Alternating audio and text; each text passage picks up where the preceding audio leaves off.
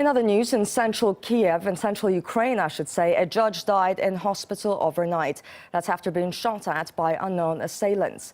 Police believe the attack may be linked to his professional activities. And for more on this, I'm now joined live by RT's Alexei Yarashevsky.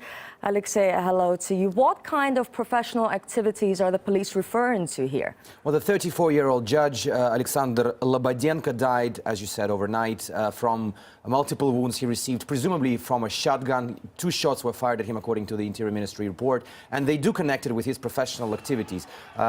This is not a first case of a judge killed in Ukraine, assassinated in Ukraine, but definitely, given what's happening in Ukraine right now, the fact which is drawing the biggest attention is that he recently dealt with several of those rioters who attempted to take over the administration building in this particular town of Kremenchuk, and he placed them under house arrest. They haven't yet been convicted, even though they're charged with inciting revolt or anything of the kind. But he put them under house arrest, and several days later he was killed.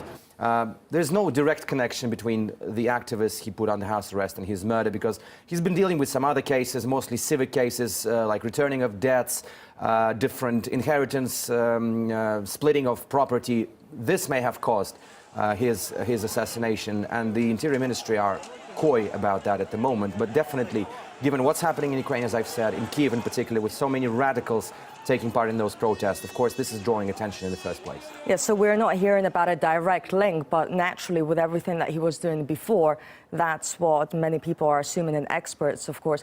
Well, you were there during the unrest in Kiev, so you got a chance to see and even speak to the protesters from both sides. How radical are they, would you say?